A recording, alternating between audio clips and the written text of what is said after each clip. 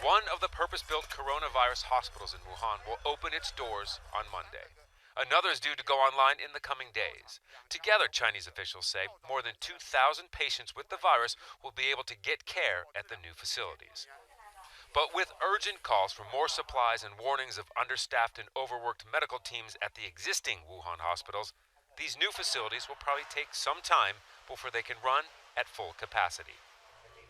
This as the announcement health officials around the world have been bracing for: the first coronavirus death outside of China. A 44-year-old Chinese man from Wuhan died on Saturday in the Philippines. In his last few days, the patient was stable and showed signs of improvement. However, the condition of the patient deteriorated within the last 24 hours, resulting in his demise. More countries are flying their citizens out of Hubei province, and New Zealand has joined the list of nations barring non-citizens who have recently traveled to China from entering. As this was supposed to be the end of the extended Lunar New Year holiday, the streets of Beijing should be bustling. Many are stuck inside their homes. Millions of Chinese are taking to social media to talk about the coronavirus, mostly venting frustration on the slow reaction of the Wuhan government when the virus was first discovered, and how donations have been diverted or delayed. This story about a TV crew stopped from reporting on the work of the Wuhan Red Cross received nearly 300,000 comments. Chinese officials are also taking to social media, using it to notify the public about details of cases of coronavirus. So those who traveled on the same flights, trains, or buses as infected patients and were possibly exposed can get tested to try and prevent the virus. China's war against coronavirus is being waged around the country as it spreads to every province and territory. So far, the virus is winning, with the number of infections and deaths growing by the day. On the front line in Hubei province, where the outbreak is thought to have started, the challenge is made greater by a shortage of medical supplies. With the full support from the party central committee, the state council and all the Chinese people, the shortage of medical supplies has eased to some degree, but protective suits, glasses and N95 masks are still in tight balance and have to be scheduled daily. There's not enough medical personnel either, which the government is trying to address by sending thousands of extra doctors and nurses, both civilian and military, to Hubei. Much of the province is shut down as authorities try to contain the spread of the virus, but supermarkets remain open and the government says it's trying to maintain a steady supply of food at regular prices. We can ensure sufficient supply for daily necessities, such as vegetables, lamb, beef, pork and eggs in supermarkets. As foreign nationals are evacuated from the provincial capital Wuhan, China's government has started bringing stranded nationals home from overseas. The first charter flight arrived in Wuhan from Thailand, amid reports of Hubei residents being prevented from boarding commercial flights back to China.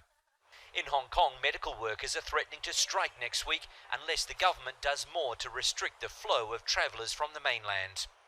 While some border crossings have closed, flights from Chinese cities are still operating.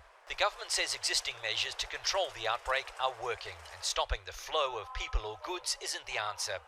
But critics say unless Hong Kong follows the lead of some other governments and closes its border with the mainland completely, the city could be about to see a big increase in infections. The Lunar New Year holiday would have ended technically on Thursday. Then that means that some people would have come back to work Friday, yesterday. Then we'd also see a lot more people arriving this weekend, Saturday, Sunday. And then everyone to go back to work on this delayed holiday, extended holiday. Railway department here in China that 80% decline in passenger traffic on Friday and Saturday today. So obviously a lot of people are either postponing their return to Beijing or bigger cities from where they've been during this holiday with their families, or they're just staying put indefinitely. And that's what we're hearing. Right now, the government, the central government and its offices, its workers, they're saying essential workers will come back on Monday, but then anyone who's non-essential, they're delaying it at least another week for them to come back. You look at Apple, the American company, they have a lot of offices and a lot of operations here in China. They say that they have they've closed their shops, and they're going to delay workers coming back into their offices at least for a week. That's something we're seeing a lot with private enterprises here. Now, you look at the economic impact of this, it's growing, because you have these private enterprises who are deciding to stay shut. You've got a lot of factories in Hubei province, a lot of auto manufacturing in Hubei province. Those are all standing idle now while they try to figure out how to contain this virus, while they try to figure out how long they need to keep this lockdown in place. So the economic cost is mounting as well. They have confirmed that the number of confirmed cases remains unchanged at 19, but the number of suspected cases here in Thailand has jumped to 344 from 280 on Friday. They're not saying that's because the virus is spreading much faster here. It's actually because they've widened the net. They're now looking at people who have arrived from cities outside of Wuhan, the epicenter of that outbreak, but also Thais who may have come into contact with Chinese tourists, for example, because China is the biggest source of foreign tourists for Thailand. There have been about 2 million people come through just in December and January since the outbreak began.